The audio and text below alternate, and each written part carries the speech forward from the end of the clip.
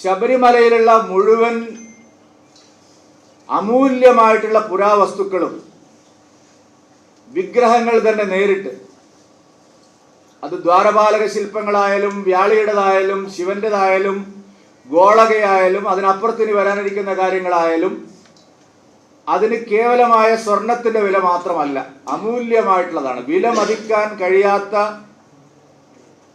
വിഗ്രഹങ്ങളും പുരാവസ്തുക്കളുമാണ് ശബരിമലയിൽ നിന്ന് കവർച്ച ചെയ്യപ്പെട്ടത് എന്ന് കൃത്യമായും ഇപ്പോൾ ബോധ്യമായിരിക്കാം. ഇപ്പൊ ഇന്നലെയാണെങ്കിൽ വിഗ്രഹങ്ങൾ പലതും, വ്യാളി, ശിവന്റെ പ്രതിമ, ഗോളക, നമ്മുടെ അയ്യപ്പന്റെ തൊട്ട് പിന്നിലുള്ള, ഇതെല്ലാം അവിടുന്ന് കൊണ്ടുപോയി എന്നുള്ള വിവരങ്ങളും അന്വേഷണ സംഘത്തിന് ബോധ്യമായിട്ടുണ്ട്. ദ്വാരപാലക ശില്പങ്ങൾ തിരിച്ചു കൊണ്ടുവരുമ്പോൾ അത് കൊണ്ടുപോയ ദ്വാരപാലക ശില്പമല്ല എന്ന് SITക്ക് ബോധ്യമായിട്ടുണ്ട്. അളവിൽ വ്യത്യാസം ഉണ്ടായിരുന്നു. ദ്വാരപാലക ശില്പങ്ങൾ പുനഃപ്രതിഷ്ഠിക്കുമ്പോൾ അതിന്റെ മുമ്പിൽ ചാർത്തിയ സ്വർണവുമായിട്ട് അത് പൊരുത്തപ്പെടുന്നില്ലെന്ന് SITക്ക് ബോധ്യമായിട്ടുണ്ട്. അതുകൊണ്ടാണ് ഞങ്ങൾ പറഞ്ഞത്, ഈ അന്വേഷണം കേരള പോലീസ് അന്വേഷിച്ചാൽ മതിയാവില്ല, കേന്ദ്ര ഏജൻസികൾ അന്വേഷിക്കണം, രാജ്യാന്തര തലത്തിലുള്ള ബന്ധങ്ങൾ അന്വേഷിക്കാൻ കഴിയുന്ന ഏജൻസികൾ അന്വേഷിക്കണം. ഇപ്പോൾ ഭരിക്കുന്ന സർക്കാരിന്റെ തലപ്പത്തേക്ക് ഈ അന്വേഷണം എത്തും എന്ന് കൃത്യമായി മനസ്സിലാക്കിയ ആഭ്യന്തര വകുപ്പും സംസ്ഥാന ഗവൺമെന്റും ഇപ്പോൾ നടത്തിക്കൊണ്ടിരിക്കുന്ന പരിശ്രമങ്ങളെല്ലാം ഈ അന്വേഷണത്തെ അട്ടിമറിക്കാൻ വേണ്ടി മാത്രമുള്ളതാണ്. ഈ കേസിലെ പ്രധാനപ്പെട്ട കുറ്റവാളിയായി വരേണ്ട ഒരാൾ ശങ്കർദാസ് ആയിരുന്നു. അദ്ദേഹത്തിന് കേരള പോലീസിനകത്തുള്ള സ്വാധീനം ഞാൻ പറയാതെ തന്നെ എല്ലാ മാധ്യമപ്രവർത്തകർക്കും മാലോകർക്കും എല്ലാം അറിയുന്നതാണ്. ശങ്കർദാസിലേക്ക് ഒരു അന്വേഷണവും എത്തുന്നില്ല. പത്മകുമാറും വാസുവും അതുപോലെ ദേവസ്വം ഭരണത്തിന്റെ തലപ്പത്തുള്ള മറ്റു പലരിലേക്കും ഈ അന്വേഷണം എത്തിയപ്പോൾ വളരെ ബോധപൂർവം ശങ്കർദാസിലേക്ക് ഈ അന്വേഷണം എത്താതിരിക്കാൻ ഇപ്പോൾ SIT ശ്രമിച്ചുകൊണ്ടിരിക്കുക. SIT കസ്റ്റഡിയിലെടുത്തു എന്ന് പറയുന്ന പല ആളുകളും കടുത്ത സമ്മർദ്ദത്തെ തുടർന്നാണ്, കോടതിയുടെ കർശനമായ ഇടപെടലിനെ തുടർന്നാണ് പല ആളുകളെയും ചോദ്യം ചെയ്യേണ്ടി വന്നതും അറസ്റ്റ് ചെയ്യേണ്ടി വന്നതും. അതിനിടയിലാണ് ഈ കേസിന് പുതിയൊരു മാനം കൂടി വന്നിരിക്കുന്നത്. എന്തുകൊണ്ട് കേന്ദ്ര ഏജൻസികളുടെ അന്വേഷണം ആവശ്യമാണ് എന്നുള്ള ചോദ്യത്തിന് കൃത്യമായ ഉത്തരം ഇപ്പോൾ വന്നിരിക്കുക. ഈ കേസ് അന്വേഷണം ശരിയായ നിലയിൽ പോകുന്നു എന്ന് പ്രതിപക്ഷ നേതാവ് ഉൾപ്പെടെ, മുൻ പ്രതിപക്ഷ നേതാവ് ഉൾപ്പെടെയുള്ള ആളുകൾ സമ്മതിച്ച ഒരു ഘട്ടത്തിലാണ് സംസ്ഥാനത്തിന്റെ മുൻ പ്രതിപക്ഷ നേതാവ് ശ്രീ രമേശ് ചെന്നിത്തല ഒരു വെളിപ്പെടുത്തൽ നടത്തുന്നത്. ആ വെളിപ്പെടുത്തൽ ആദ്യഘട്ടത്തിൽ അത്ര ഗൗരവമുള്ള ഒരു വെളിപ്പെടുത്തലായി പൊതുസമൂഹം വിലയിരുത്തിയില്ലെങ്കിലും കുറച്ചു കഴിഞ്ഞപ്പോൾ ആ വെളിപ്പെടുത്തലിന് പിന്നിൽ ഗൗരവമേറിയ ചില സംഭവങ്ങൾ ഉണ്ടാവാം എന്നുള്ള നിലയിലേക്ക് നമ്മുടെ നാട് വന്നു. ആ വെളിപ്പെടുത്തൽ ഇങ്ങനെയായിരുന്നു: വിദേശത്തുള്ള തൻ്റെ ഒരു വ്യവസായി സുഹൃത്ത് ഈ കേസിൽ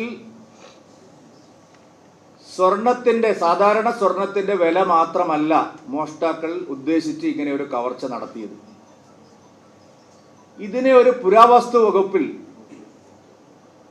കൈകാര്യം ചെയ്തുകൊണ്ടാണ് 10 മടങ്ങ് അല്ലെങ്കിൽ 100 മടങ്ങ് അടക്കമുള്ള തുക ഈ സ്വർണത്തിനും വിഗ്രഹങ്ങൾക്കും ലഭിക്കുമെന്നുള്ളത് കൊണ്ടാണ് ഇത്ര ആസൂത്രിതമായ ഒരു കൊള്ള നടന്നിരിക്കുന്നത്.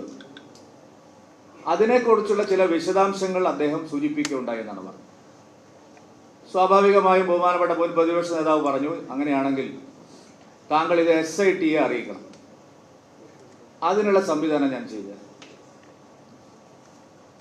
അപ്പോഴാണ് ഈ കേസിന്റെ മാനത്തിനെ കുറിച്ച് നേരത്തെ തന്നെ ബഹുമാനപ്പെട്ട ഹൈക്കോടതി പറഞ്ഞ ഒരു കാര്യമുണ്ട്. വലിയ തോതിൽ അത് ചർച്ചയായില്ല എന്ന് മാത്രമേ ഉള്ളൂ. ഈ കേസിന്റെ പ്രാരംഭഘട്ടത്തിൽ തന്നെ ബഹുമാനപ്പെട്ട ഹൈക്കോടതി പറഞ്ഞിരുന്നു, കുപ്രസിദ്ധരായിട്ടുള്ള ചില അന്തർദേശീയ വിഗ്രഹ മോഷ്ടാക്കൾ നടത്തിയതുപോലുള്ള ഒരു കൊള്ളയാണോ, ചില പേരുകൾ ഉദ്ധരിച്ചുകൊണ്ടാണ് ഹൈക്കോടതി നിരീക്ഷിച്ചത് ശബരിമലയിൽ നടന്നത്. സ്വാഭാവികമായും ബഹുമാനപ്പെട്ട ഹൈക്കോടതിക്ക് നേരത്തെ തന്നെ ഒരു സംശയം ഉണ്ടായിരുന്നു. കാരണം ഇതൊരു ശബരിമലയിലെ ഇത്ര കിലോ സ്വർണം മോഷ്ടിച്ച് അതിൻ്റെ നടപ്പ് വില വാങ്ങി എടുക്കാൻ വേണ്ടി മാത്രം നടന്ന ഒരു കൊള്ളയല്ല എന്നുള്ളതിനെ സംബന്ധിച്ച് ഒരു ന്യായമായ സംശയം ആദ്യമേ ഹൈക്കോടതിക്ക് ഉണ്ടായിരുന്നു. ആ സംശയം ബലപ്പെടുത്തുന്ന നിലയിലാണ് ഒരു വ്യവസായി തന്നോട് ഇത്തരം കാര്യങ്ങൾ വെളിപ്പെടുത്തിയത് എന്നുള്ള കാര്യം ബഹുമാനപ്പെട്ട രമേശ് ചെന്നിത്തല ചൂണ്ടിക്കാണിക്കുന്നു. ഇപ്പൊ ഇന്നലെയാണെങ്കിൽ വിഗ്രഹങ്ങൾ പലതും, വ്യാളി, ശിവന്റെ പ്രതിമ, ഗോളക, നമ്മുടെ അയ്യപ്പന്റെ തൊട്ടു പിന്നിലുള്ള, ഇതെല്ലാം അവിടുന്ന് കൊണ്ടുപോയി എന്നുള്ള വിവരങ്ങളും അന്വേഷണ സംഘത്തിന് ബോധ്യമായിട്ടുണ്ട്. ദ്വാരപാലക ശില്പങ്ങൾ തിരിച്ചു കൊണ്ടുവരുമ്പോൾ അത് കൊണ്ടുപോയ ദ്വാരപാലക ശില്പമല്ല എന്ന് SITക്ക് ബോധ്യമായിട്ടുണ്ട്. അളവിൽ വ്യത്യാസം ഉണ്ടായിരുന്നു. ദ്വാരപാലക ശില്പങ്ങൾ പുനഃപ്രതിഷ്ഠിക്കുമ്പോൾ അതിന്റെ മുമ്പിൽ ചാർത്തിയ സ്വർണവുമായിട്ട് അത് പൊരുത്തപ്പെടുന്നില്ലെന്ന് SITക്ക് ബോധ്യമായിട്ടുണ്ട്. അപ്പൊ ഇതെല്ലാം ഒരു പുരാവസ്തു ആന്റിക് ബിസിനസ്സിലേക്ക് ഇതിനെ നയിച്ചിട്ടുണ്ടോ എന്നുള്ള കൃത്യമായിട്ടുള്ള സംശയം SITക്കും അതിനുശേഷം വ്യവസായിയിൽ നിന്ന് ലഭിച്ച വിവരങ്ങളുടെയും എല്ലാം അടിസ്ഥാനത്തിൽ നാം കാണുമ്പോഴാണ് ശബരിമലയിൽ നടന്നത് ഒരു സാധാരണ കൊള്ളയോ കവർച്ചയോ അല്ല, അതിനപ്പുറത്തേക്ക് രാജ്യാന്തര തലത്തിൽ തന്നെയുള്ള ഒരു മാനം ഈ കേസിലുണ്ട് എന്നുള്ള കാര്യങ്ങൾ ബോധ്യമാവുന്നത്. അതിനിടയിലാണ് കോൺഗ്രസിന്റെ പ്രമുഖ നേതാവ് ശ്രീമതി സോണിയാഗാന്ധിയോടൊപ്പം ഉണ്ണികൃഷ്ണൻ പോറ്റി, അതായത് ഈ സ്വർണ്ണക്കൊള്ളയ്ക്ക് പ്രധാന കുറ്റവാളിയായി കണക്കാക്കപ്പെട്ടിട്ടുള്ള ഉണ്ണികൃഷ്ണൻ പോറ്റി ഈ സ്വർണം വാങ്ങിയ വ്യാപാരി വ്യവസായിയുമായിട്ട് ചേർന്ന് സോണിയാഗാന്ധിയുമായിട്ടുള്ള ഒരു ചിത്രം പുറത്തു വരുന്നു. ആ ഘട്ടത്തിൽ ഈ ചിത്രത്തിനെ സംബന്ധിച്ച് എന്തെങ്കിലും സംശയം ഉന്നയിക്കാൻ ആരും തന്നെ തയ്യാറായിരുന്നില്ല. കാരണം ഇതൊക്കെ സ്വാഭാവികമായി പൊതുരംഗത്ത് നിൽക്കുന്ന ആൾക്കാർക്ക് പല ആളുകളും വരികയും ഫോട്ടോ എടുക്കുകയും അത് പ്രസിദ്ധീകരിക്കുകയും ഒക്കെ ചെയ്യുന്നത് ജനാധിപത്യ രാഷ്ട്രീയ സംവിധാനത്തിൽ പതിവുള്ളൊരു കാര്യമാണ്. പക്ഷേ ഈ വ്യവസായിയുടെ വെളിപ്പെടുത്തലും വ്യവസായി SITക്ക് നൽകിയ വിവരങ്ങളും മനസ്സിലായതോടുകൂടി ബഹുമാനപ്പെട്ട രമേശ് ചെന്നിത്തലയും ബഹുമാനപ്പെട്ട നിലവിലെ പ്രതിപക്ഷ നേതാവും പിന്നീട് ആ വാദങ്ങളിൽ നിന്ന് പുറകോട്ട് പോകുന്നതാണ് നമ്മൾ കണ്ടത്. മുഖ്യമന്ത്രി അതിനിടയിൽ തൻ്റെ കാര്യങ്ങളൊക്കെ രക്ഷിക്കാൻ വേണ്ടിയിട്ട്, തൻ്റെ ഭാഗം സംരക്ഷിക്കാൻ വേണ്ടിയിട്ട് ആദ്യം പോയത് സോണിയാഗാന്ധിയുടെ വീട്ടിലേക്കാണ് എന്നൊക്കെയുള്ള പരാമർശങ്ങൾ നടത്തിയിട്ടുണ്ട്. അതൊരു രാഷ്ട്രീയ കസരത്ത് മാത്രമാണ്. എന്നാൽ അതിനപ്പുറത്തേക്ക് ചില മാനങ്ങൾ ഇതിനുണ്ട്. എങ്ങനെയാണ് സ്വർണ്ണക്കള്ളക്കടത്തിന് നേതൃത്വം നൽകിയ മോഷ്ടാവായിട്ടുള്ള ഉണ്ണികൃഷ്ണൻ പോറ്റിയും ആ സ്വർണം വിലക്കെടുത്തു എന്ന് പറയുന്ന വ്യാപാരിയും ഒരുമിച്ച് സോണിയാഗാന്ധിയെ കാണുന്നത്? ഏത് കാലഘട്ടത്തിലാണ് സോണിയാഗാന്ധിയെ അവർ സന്ദർശിക്കുന്നത്?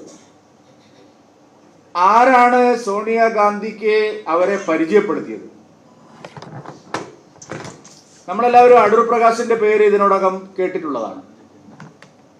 പക്ഷെ അടൂർ പ്രകാശ് മാത്രമല്ല, പത്തനംതിട്ട MP ആയിട്ടുള്ള ആന്റോ ആന്റണിയും ഇതിനകത്തുണ്ട് എന്ന് പിന്നീട് നമുക്ക് ബോധ്യമായി. ഈ സ്വർണ്ണക്കൊള്ള ആസൂത്രണം നടത്തുന്ന കാലത്താണ്, അതേ സമയത്താണ്, 2017 കാലഘട്ടത്തിലാണ് ഇതേ സംഘം സോണിയാഗാന്ധിയെ സന്ദർശിക്കുന്നത്. അപ്പൊ ഇവിടെ ഒരു വലിയ സ്വർണ്ണക്കൊള്ള പ്ലാൻ ചെയ്തതിന് ശേഷം അന്താരാഷ്ട്ര പുരാവസ്തു വിഗ്രഹ മാർക്കറ്റിൽ അത് വിറ്റഴിക്കണം എന്ന് തീരുമാനമെടുത്തതിന് ശേഷമാണ് അത് എവിടെ വിൽക്കണം എന്ന് ഉള്ള ഉദ്ദേശത്തിൽ ഈ സന്ദർശനങ്ങളെല്ലാം ഉണ്ണികൃഷ്ണൻ പോറ്റിയും വ്യവസായിയും നടത്തിയിട്ടുള്ളത്. അതായത് കേരളത്തിലെ ഗവൺമെന്റിനെ ഉപയോഗിച്ച് ഇവിടുത്തെ ദേവസ്വം വകുപ്പ് മന്ത്രിയെ ഉപയോഗിച്ച് അവരുടെ ദേവസ്വം ബോർഡ് പ്രസിഡന്റുമാരെയും ഉദ്യോഗസ്ഥന്മാരെ ഉപയോഗിച്ച് ശബരിമലയിലുള്ള മുഴുവൻ അമൂല്യമായിട്ടുള്ള പുരാവസ്തുക്കളും വിഗ്രഹങ്ങൾ തന്നെ നേരിട്ട്, അത് ദ്വാരപാലക ശില്പങ്ങളായാലും വ്യാളിയുടേതായാലും ശിവന്റേതായാലും ഗോളകയായാലും അതിനപ്പുറത്തിന് വരാനിരിക്കുന്ന കാര്യങ്ങളായാലും അതിന് കേവലമായ സ്വർണത്തിന്റെ വില മാത്രമല്ല, അമൂല്യമായിട്ടുള്ളതാണ്. വില മതിക്കാൻ കഴിയാത്ത വിഗ്രഹങ്ങളും പുരാവസ്തുക്കളുമാണ് ശബരിമലയിൽ നിന്ന് കവർച്ച ചെയ്യപ്പെട്ടത് എന്ന് കൃത്യമായും ഇപ്പോൾ ബോധ്യമായിരിക്കാം. അപ്പോഴാണ് ആളുകൾ എന്തിനായിരിക്കണം അവര് പിണറായി വിജയനെയും കടകംപള്ളി സുരേന്ദ്രനെയും മാത്രമല്ല സ്വാധീനിക്കേണ്ടത്, സോണിയാഗാന്ധിയുടെ അടുത്തേക്ക് എന്തിനായിരിക്കണം അവർ പോവേണ്ടത് എന്നുള്ള ന്യായമായ സംശയം ഉയരുന്നു. സംശയം ബലപ്പെടാൻ കാരണം ബഹുമാനപ്പെട്ട രമേശ് ചെന്നിത്തലയുടെയും ബഹുമാനപ്പെട്ട VD സതീശന്റെയും മലക്കം മറിച്ചിൽ കൂടി കാണുമ്പോഴാണ്. അങ്ങനെ വിശദമായ കാര്യങ്ങൾ പരിശോധിക്കുമ്പോഴാണ് സോണിയാഗാന്ധിയുടെ രക്തബന്ധത്തിലുള്ള ചില ആളുകൾക്ക് ഇറ്റലിയിൽ ഇത്തരം പുരാവസ്തുക്കളും വിഗ്രഹങ്ങളും വിപണനം ചെയ്യുന്ന സ്ഥാപനങ്ങളുണ്ട്. ഇത് നേരത്തെ തന്നെ അവർക്കെതിരെ നടക്കുന്ന ചില കേസുകളിൽ CBIക്ക് ബോധ്യമായിട്ടുള്ള കാര്യമാണ്. CBI ബഹുമാനപ്പെട്ട ദില്ലി ഹൈക്കോടതിയിൽ ഇത് സംബന്ധിച്ച ചില വസ്തുതകൾ സത്യവാങ്മൂലമായി നൽകിയിട്ടുണ്ടായിരുന്നു. തമിഴ്നാട് കേന്ദ്രീകരിച്ചുകൊണ്ടുള്ള പല ക്ഷേത്രങ്ങളിൽ നിന്നും അതുപോലെ പുരാവസ്തു കൈവശമുള്ള പല വ്യക്തികളിൽ നിന്നും അനേകം വിഗ്രഹങ്ങളും പുരാവസ്തുക്കളും അവിടെ വിപണനം ചെയ്യപ്പെട്ടിട്ടുണ്ട് എന്നുള്ള വിവരങ്ങളും പുറത്തു വരുന്നുണ്ട്. ഇറ്റലിയിൽ സോണിയാഗാന്ധിയുടെ രക്തബന്ധത്തിലുള്ള ചില ആളുകൾക്ക് ഇത്തരത്തിലുള്ള പുരാവസ്തുക്കളും വിഗ്രഹങ്ങളും വിപണനം ചെയ്യുന്ന വലിയൊരു മാർക്കറ്റുണ്ട്, അവർക്ക് അത്തരത്തിലുള്ള സ്ഥാപനങ്ങളുണ്ട്. അപ്പൊ അങ്ങനെ എന്തെങ്കിലും സ്വാധീനം ചെലുത്താൻ വേണ്ടിയാണോ ആന്റണിയും അടൂർ പ്രകാശിന്റെയും ഒക്കെ മാധ്യസ്ഥതയിൽ ഈ വിഗ്രഹമോഷ്ടാവായിട്ടുള്ള ഉണ്ണികൃഷ്ണൻ പോറ്റിയും ഈ സ്വർണം വിലക്കെടുത്തിട്ടുള്ള വ്യവസായിയും ആ കാലത്ത് അതേ കാലത്ത് സോണിയാഗാന്ധിയെ കണ്ടത് എന്നുള്ള സംശയവും ബലപ്പെടുകയാണ്. അതുകൊണ്ട് ഈ കേസിന്റെ അന്വേഷണം ശരിയായ നിലയിൽ വ്യക്തമായ വിവരങ്ങളോടെ പുറത്തു വരണമെങ്കിൽ ആ വിവരങ്ങളിലേക്ക് കൂടി SIT കടക്കണം. ഇതിന് രാജ്യാന്തര മാനങ്ങളുള്ള ബന്ധങ്ങളുണ്ട് എന്ന് കോടതിക്ക് തന്നെ ബോധ്യമായിട്ടുള്ള കാര്യമാണ്. കുപ്രസിദ്ധരായിട്ടുള്ള അന്താരാഷ്ട്ര വിഗ്രഹ കള്ളക്കടത്തുകാരുമായി മോഷ്ടാക്കളുമായി സാമ്യമുള്ള സംഭവമാണോ നടന്നിരിക്കുന്നത് എന്ന് ചോദിച്ചത് കേരളത്തിലെ രാഷ്ട്രീയ പ്രവർത്തകരോ മാധ്യമ സുഹൃത്തുക്കളോ അല്ല. ആ ചോദ്യം നേരെ ചൊവ്വേ ചോദിച്ചത് ബഹുമാനപ്പെട്ട കേരള ഹൈക്കോടതിയാണ്. ചില വിഗ്രഹ മോഷ്ടാക്കളുടെ പേരുകൾ തന്നെ സൂചിപ്പിച്ചുകൊണ്ടാണ് ബഹുമാനപ്പെട്ട കേരള ഹൈക്കോടതി ആ ചോദ്യം ഉന്നയിച്ചത്. ഇപ്പോൾ രമേശ് ചെന്നിത്തലയുടെ സുഹൃത്തായിട്ടുള്ള വ്യവസായി വെളിപ്പെടുത്തിയതും അതുതന്നെയാണ്. ഇതൊരു സ്വർണ്ണ മോഷണം മാത്രമല്ല, ഇത് അന്താരാഷ്ട്ര മാർക്കറ്റിൽ ചെന്നിത്തലയാവട്ടെ അതിന്റെ ഒരു മതിപ്പ് വിലയും കൂടെ പറയുകയുണ്ടായി. ഞാൻ പറഞ്ഞതല്ല, ബഹുമാനപ്പെട്ട ചെന്നിത്തലയാവട്ടെ അതിന്റെ ഏതാണ്ട് ഒരു മതിപ്പ് വിലയോടുകൂടി പറഞ്ഞുകൊണ്ടാണ് ഈ വിവരങ്ങൾ വെളിപ്പെടുത്തിയത്. സംശയം ആ വഴിക്കും പോവേണ്ടതായിട്ടുണ്ട്. അതുകൊണ്ടാണ് ഞങ്ങൾ പറഞ്ഞത് ഈ അന്വേഷണം കേരള പോലീസ് അന്വേഷിച്ചാൽ മതിയാവില്ല, കേന്ദ്ര ഏജൻസികൾ അന്വേഷിക്കണം, രാജ്യാന്തര തലത്തിലുള്ള ബന്ധങ്ങൾ അന്വേഷിക്കാൻ കഴിയുന്ന ഏജൻസികൾ അന്വേഷിക്കണം.